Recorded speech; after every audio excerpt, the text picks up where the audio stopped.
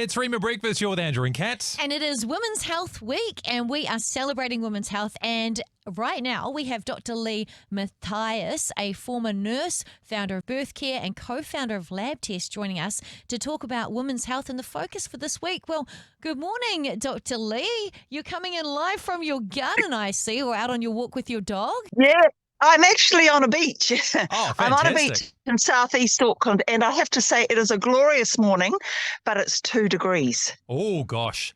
Hey, can I ask before we dive into these more specific questions to Women's Health Week, where did you find the time for all this other stuff? All the super mums out there founding birth care and lab tests and tend as well? My goodness. Well, it's over a long time. It's over a long period. But yeah, I am what's called a serial entrepreneur, and I've been involved in the health sector for a long time. Fantastic. Well, you're the best person to talk to right now about some of the key areas that women should be looking into when it comes to health and well-being. So what's the focus this year with Women's Health Week? I mean, it's actually brand new, Women's Health Week in itself, isn't it? Yes, it is. It is. When the marketing team, the wonderful Sarah Aldworth, backed up by Cecilia Robinson, were looking at women's health, they actually noticed that nobody had actually registered a Women's Health Week. And of course, we have a lot of weeks or days for individual disease processes, but not as a collective, and certainly not from a primary care point of view. And so let's talk about some of the screening processes as well these days, because I know one focus is raising awareness about basically just health checks in general and things like cervical screening and so on as well.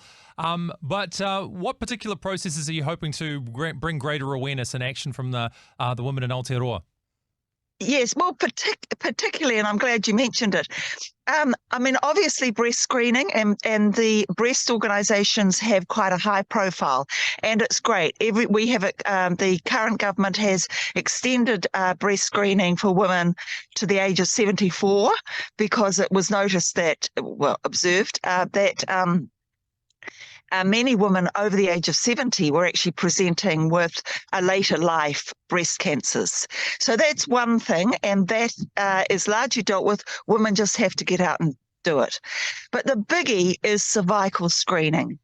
And that's largely because it's a pretty invasive experience, or should I say it was. Finally, after waiting some 7 years after it was authorized and 20-something years since we have had the technology, we have moved from what we call a cytology approach, where you take a speculum, that awful metal thing, they're now plastic, Yes. and it's inserted into a woman, and you take a swab of the cervix.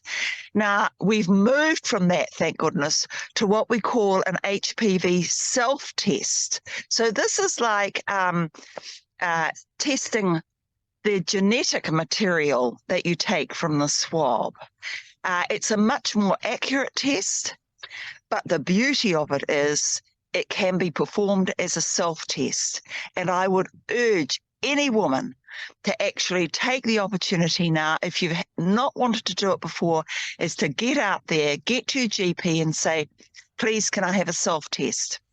Yeah, I can actually put my hand up and say that I actually went through this process recently, and I was just so grateful that they've made these changes, because I remember my very first smear years ago, and it was horrific. It's such a traumatic experience for a woman going through that, especially when you're quite young. Yes, it is. But yeah, it's great that they have this technology. And Dr. Lee, have you guys noticed that there's been changes in uptake so far with the changes in these screening processes? Yes, there has, but still not to the levels that we need to get a really good screening coverage for the country. Now, I could say these tests are offered in 2 different ways. One, where you can take the test in the doctor's office or in the GP practice or other health providers. There are women's health providers, and they will supervise you if you like, or you can actually take it home if you're confident and post it in. And for women out there, it's really similar to inserting a tampon. It's nothing too dissimilar about it. So I would say, get out there and do it today. Well, again, I think getting the word out too that the testing process has changed a lot, I think, is going to make a big difference. I mean, speaking for the guys, I know when men found out that a prostate cancer test was now a blood test as opposed to the old method, I think it certainly made it a lot more appealing for us as well. So glad to see that the ladies are benefiting from this as well. But I know you've got plenty of other resources as well that are available for Women's Health Week as well. So broadly too, where can we direct people if they're looking to make the best of this week? Yes, so the first place is a website, which is womenshealthweek.nz. And on that website, there are a huge number of resources. These are all peer reviewed by either our own staff or experts. And we have a number of health experts who have lined up to give their opinions and ideas and treatments and preventions and so forth. So it is really good, really, really good. And it is a wealth of information on that website. Well, Thank you so much, Dr. Lee, for joining us for Women's Health Week. We'll let you get back to your healthy walk outside on the beach with the dog. Well, on my statement, I talk about health and aging and how important it is to keep moving. And so one of the final things I say is get yourself a dog. It takes you outdoors twice a day. There you go. Amen to that. Great Preach stuff. it. Thank you so much, Dr. Lee. And of course, if you'd like to find out the wealth of information and all the great resources, easy to digest tips from doctors, you can go to womenshealthweek.nz.